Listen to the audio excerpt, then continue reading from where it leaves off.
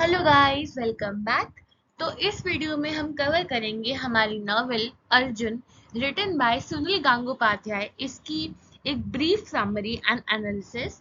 Along with that हम cover करेंगे introduction to the author, then the summary, and then at last हम इसके themes के बारे में भी पढ़ेंगे। Do subscribe before we start and share with your friends. पहले हम इसके कंटेक्स्ट के बारे में भी जानेंगे ताकि आपको समझ आए कि ये नॉवेल लिखी क्यों गई थी। तो स्टार्ट करते हैं हम अपने ऑथर के बारे में जानने से, सुनील गंगोपाध्याय के बारे में जानने से। सुनील गंगोपाध्याय बहुत ही एमिनेंट राइटर है इंडिया के। इनका जन्म 7 सितंबर 1934 ईस्ट बंगाल में हुआ था। इन्होंने अपनी आंखों के सामने पार्टीशन होते हुए देखा है। जब पार्टीशन हुआ था तो ये माइग्रेट होके कलकत्ता आ गए थे अपने बचपन में ही। फिर यहाँ पे आके इन्होंने मास्टर ऑफ आर्ट्स करी बंगाली लैंग्वेज में यूनिवर्सिटी ऑफ कलकत्ता से। 1954 में इनको डिग्री मिल गई थी इनकी मास्टर्स की। इनको अपने लिटरेरी वर्क्स के लिए बहुत सारे अवार्ड्स से नवाजा गया है, जैसे कि आनंद पुरस्कार, बंकिम पुरस्कार, साहित्य अकादमी अवार्ड। ये सब अवार्ड पाने के ये हकदार थे और इनको ये सारे अवार्ड्स मिले भी हैं। स्टार्ट करते हैं अब अपने कंटेक्स्ट के साथ। हमें पता होना चाहिए कि हमारी इस नॉवल का कंटेक्स्ट क्या है या बैकग्राउंड क्या है। हम सब जानते हैं कि पार्टीशन बहुत ही ऐसी कंडीशन थी जिसने लोगों के दिलों में बहुत ही डीप इम्पैक्ट छोड़ दिया। ऐसे घाव छोड़ दिए जो कभी भी नहीं भरे। सिर्फ एक प्रोसेस नहीं था लोगों का बंटवारा कर देना। किसी जगह पे जब कोई इंसान रहता है तो वहां पे उसकी कितनी यादें जुड़ जाती हैं। सिमिलरली जो रेफ्यूजीज थे, जो एक जगह से दूसरी जगह पे जिनको माइग्रेट कर दिया गया था, जिनके पास अब रहने के लिए कोई जगह नहीं थी, जो इधर उधर भटक रहे थे, जिनमें कितनी लड़कियों के रेप हो गए थे, कितने लोग मारे गए थे, कितने बच्चे किडनैप हो गए थे, कितनों का सामान चोरी हो गया था, कितनों को घायल कर दिया गया था। कुछ ऐसा था पार्टीशन जिन्होंने उनकी लाइफ बदल के रख दी थी, पूरी पलट के रख दी थी। तो हमारी जो नॉवल है ना अर्जुन, इसको भी सुनील गंगोपाध्याय ने उसी ईयर में पब्लिश करवाया जब बांग्लादेशी लिबरेशन हुआ था, जब बांग्लादेश आजाद हुआ था 1971 में। Note down the date, 1971 is the date of Bangladeshi liberation. तो अर्जुन ये जो नॉवल है, ये उसी पार्टीशन ऑफ इंडिया के इश्यूज से टैकल करती है जो 1947 से स्टार्ट हो गया था। और उसके बाद से लोगों की लाइफ जो बदल के रह गई, जो ट्रॉमेटिक कंडीशंस थी बेसिकली यहाँ पे जो टैकल किया गया है ना, वो है बंगाली रेफ्यूजीज को, कि बंगाली रेफ्यूजीज ने क्या क्या सफर किया। हमारे जो एपिक हीरो जो होते हैं जनरली वो काफी डिफरेंट होते हैं, पर यहाँ पे जो हमारे प्रोटैगनिस्ट है उनका नाम है अर्जुन। और वो कैसे अपनी सक्सेस पाएंगे थ्रू एजुकेशन, हमें ये देखना है। तो अब स्टार्ट करते हैं हमारी समरी के साथ। तो हमारी जो नॉवल है ना, ये सेट है 1940s और 1960s के बीच के टाइम में। यानी कि जो इसमें इंसिडेंट, जब हम बोलते हैं ना कि नॉवल सेट है, तो इसका मतलब होता है जो इंसिडेंट्स की हम बात कर रहे हैं ना, वो इतने साल से इतने साल के बीच में हुए होंगे। तो 1940 और 1960s के बीच में ये इंसिडेंट्स हुए थे, हम उसकी बात कर रहे हैं। तो हमारी पूरी नॉवल फोकस करती है हमारे प्रोटैगनिस्ट पे जिसका नाम है अर्जुन। नॉवल की शुरुआत होती है देश प्रांत कॉलोनी में, जो कि कलकत्ता में है। यहाँ पे लाबोन्या, स्पेलिंग बता दूं, LABONYA, लाबोन्या को अर्जुन मिलते हैं घायल स्टेट में, इंजर्ड स्टेट में। यानी अर्जुन जख्मी है और उनको कौन देखता है? लाबोन्या। दूसरे मेंबर्स की हेल्प के साथ, दूसरे कॉलोनी के मेंबर्स की हेल्प के साथ लाबोन्या अर्जुन को हॉस्पिटल में एडमिट करवा देती है ताकि वो ठीक हो जाए। अब है एक अबनीश मुखर्जी, ABANEESH, अबनीश मुखर्जी। वो एक ऐसे इंसान है जो सारे खर्चे पाने का, इनका अर्जुन की जो दवाइयाँ वगैरह जो इलाज है उसका खर्चा उठा रहे हैं। अब यहाँ पे एक ऐसी सेटिंग बन गई है जिसमें एक ऐसा इंसान दिखा है इन लोगों को जो जानते नहीं है कि ये कहाँ से आया है, ये कौन है, इसको किसने घायल किया है और एग्जैक्टली इसके साथ हुआ क्या है। जब अर्जुन हॉस्पिटल के बेड पे होता है तो वो अपने पास्ट को याद करने का ट्राई करता है। वो याद करता है कि मैं 1947 के तो पहले ही पैदा हुआ था, यानी कि तब तक जब पार्टीशन का टाइम आया ना, तब तक तो मेरा बचपन शुरू हो गया था, यानी कि मैं कोई इन्फेंट नहीं था, यानी कि बिल्कुल जन्मा हुआ बच्चा नहीं था। मैं इतना होश में था कि मुझे पता था कि मेरे आसपास क्या हो रहा है। तो कहते हैं कि मेरा जो बचपन है ना, वो एक गांव में भी बीता है, एक गांव जो फरीदापुर डिस्ट्रिक्ट में है, ईस्ट पाकिस्तान के। तो ये अपने बचपन को याद कर रहे हैं अर्जुन। ये कहते हैं कि ईस्ट पाकिस्तान में जो लाइफ थी ना हमारी, वो भी कुछ अच्छी नहीं थी। कलकत्ता से अब जब हम कलकत्ता में आ गए हैं रेफ्यूजी बन के, ये बिल्कुल हम पार्टीशन के बाद जो बुरे हालात देख रहे हैं ना, ये हालात भी कुछ सेम ही थे जब हम ईस्ट पाकिस्तान में रहा करते थे पार्टीशन से पहले। अर्जुन बताते हैं कि वहां पे जो हिंदू फैमिलीज थी ना, वो हमेशा अपने बच्चों को ये वार्न करती थी कि तुम मुस्लिम बॉयज से अलग रहना, अब मुस्लिम बॉयज के झंझट में बिल्कुल मत पड़ना।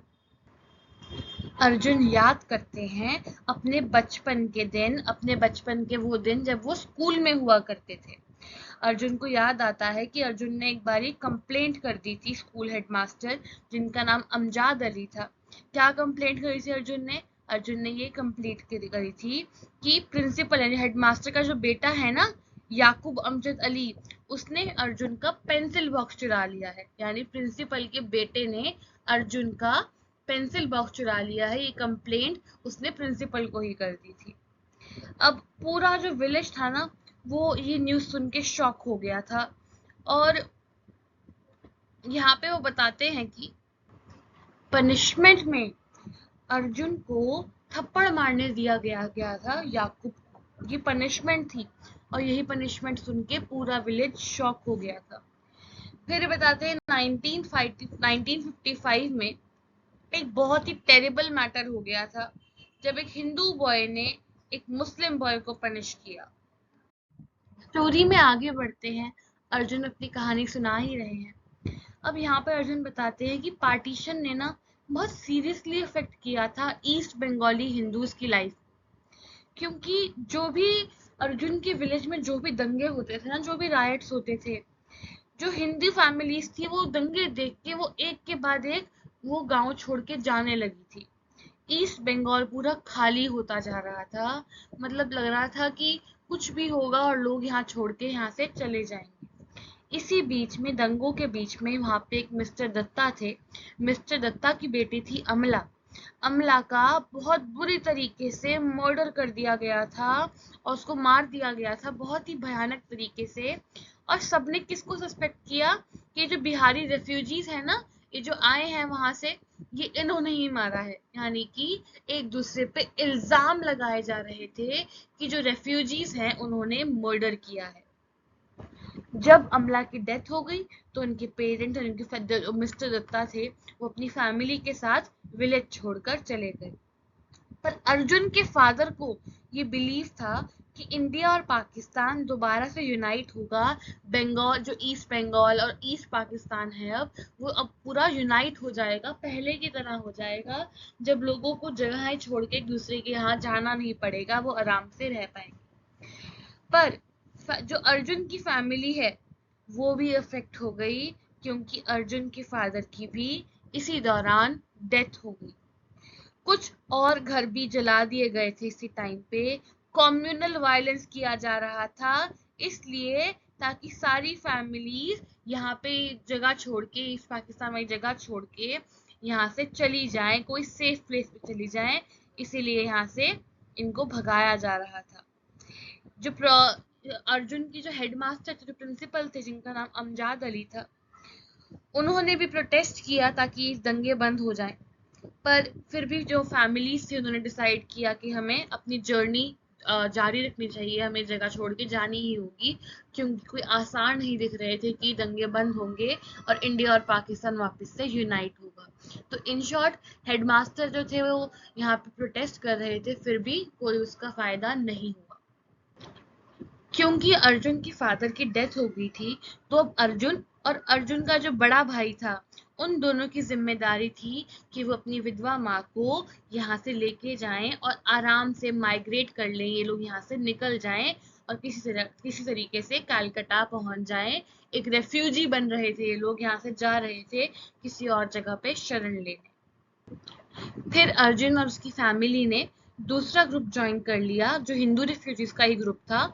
ये हिंदू रेफ्यूजीज भी इंडिया ही जा रहे थे।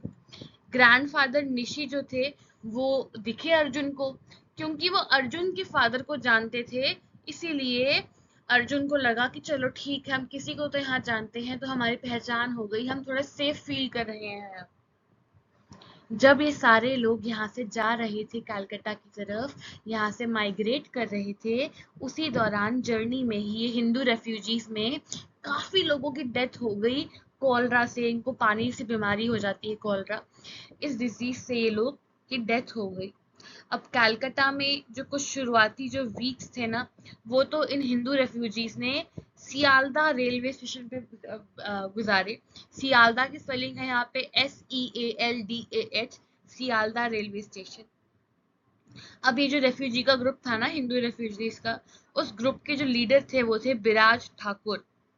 अब बिराज ठाकुर ने इन सारे लोगों को अर्ज किया कि आप जाके देश प्राण कॉलोनी में आप वहां पे जाके अपनी शरण लीजिए, वहां जाके रुक जाइए, यहाँ मत ठहरिए अब, क्योंकि कुछ ना कुछ आपके साथ बुरा भी हो सकता है अगर आप यहीं ठहरे रहेंगे तो। और आप वहां जाके कह दीजिए कि आप इलीगल इनहैबिटेंट्स हैं, पर ये मत इस बात पे मत जाइए, इस बात पे मत जिए जाइए आप कि गवर्नमेंट आपका सहारा बनेगी। आप इलीगल इनहैबिटेंट्स बन के ही, यानी गैर कानून तरीके से ही आप जाके देश प्राण कॉलोनी में बस जाइए।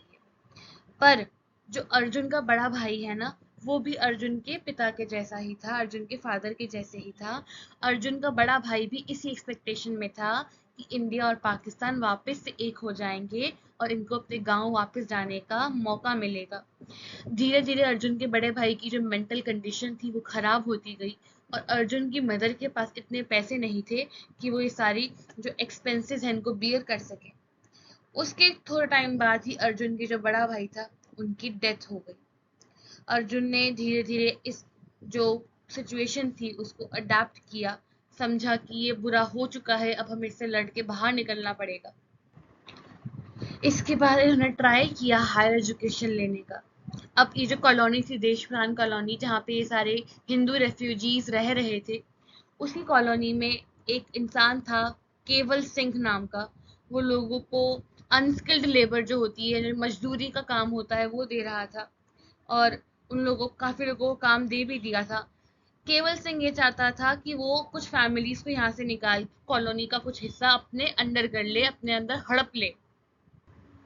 पर इस आइडिया को, इस इलीगल आइडिया को अर्जुन ने जब अपोज किया, तो सिंह, जो केवल सिंह थे, इसके मैन ने, यानी इनके इनके काफी लोगों ने अटैक कर दिया अर्जुन पे, और इसी वजह से अर्जुन को इतनी इंजरी हो गई, इतनी चोट लग गई।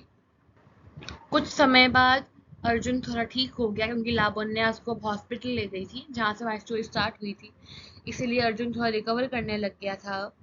पर अगेन अटैक किया जाता है अर्जुन पर, क्योंकि वो प्रोटेस्ट हो रहा होता है, केवल सिंह प्रोटेस्ट कर रहे होते हैं, और उसी दौरान जब अर्जुन ठीक होके आते हैं तो अर्जुन पर दोबारा अटैक होता है। और उसी अटैक में अर्जुन के बड़े भाई का एक पेट डॉग था, उस पेट डॉग की वहां पे डेथ हो जाती है। और इसी दौरान ये जो अबनीश मुखर्जी थे, जो पैसे लगा रहे थे अर्जुन की हेल्थ पे, अर्जुन के हॉस्पिटल बिल्स पे, वही मीडिया की अटेंशन लाते हैं इस प्रोटेस्ट वगैरह पे जो उनकी कॉलोनी में, देश प्रांत कॉलोनी में हो रहा है। और इसी मीडिया की अभी इंटरवीन करने की वजह से कुछ चेंजेस हो जाते हैं, जिससे अर्जुन और बाकी रेफ्यूजीज पे खतरा हो जाता है कि उनको इस कॉलोनी से बाहर निकाल दिया जाएगा, उनको यहाँ पे जगह नहीं मिलेगी अब शायद। और इसी के साथ हमारी ये नॉवेल एंड हो जाती है। अब हम जान लेते हैं हमारी कुछ थीम्स के बारे में जो हमने इस नॉवेल में देखी, नॉवेल में समझी। जो पहली थीम है हमारी इस नॉवेल की वो है आइडेंटिटी, क्योंकि जो लोग वहां से रेफ्यूजी बन के आए हैं उनकी खुद की आइडेंटिटी को वो ढूंढने के लिए परेशान है। उनको पता नहीं है कि वो कहाँ हैं, वो किस कम्युनिटी में आके फंस गए हैं, क्या ट्रेडिशन है वहाँ के। तो sense of identity is lost है। Secondly, the other theme here is politics and social change. हमने देखा कि पोस्ट इंडिपेंडेंस इंडिया में पॉलिटिकल और सोशल चेंजेस कितना महत्व रखते हैं कि एक पर्सन की पूरी लाइफ बदल सकती है प्रोटेस्ट से, उसको इंजरी हो सकती है, उसको ये रियलाइज हो सकता है कि वो अपनी सारी जो प्रॉब्लम्स हैं उनको टैकल कर सकता है और कोई भी कंडीशन उसके सामने आए वो उसको सहन कर सकता है, उसको उससे बाहर निकल सकता है। The last theme here is traumatic lifestyle. कैसे सिर्फ जो बोलने में सिर्फ है पार्टीशन, वो असलियत में एक ऐसा एक्सपीरियंस हो सकता है जो किसी इंसान की लाइफ एक ट्रॉमेटिक एक्सप्रेशन में चेंज कर दे, एक ऐसा एक्सपीरियंस बन जाए जो इतना ट्रॉमेटिक रहा है कि उसने अपने फादर को खो दिया, अपने भाई को खो दिया, उनकी मदर विडो हो गई। इसी के साथ हमारी स्टोरी एंड होती है। Thank you for watching. If you have any doubt you can comment down and thanks guys.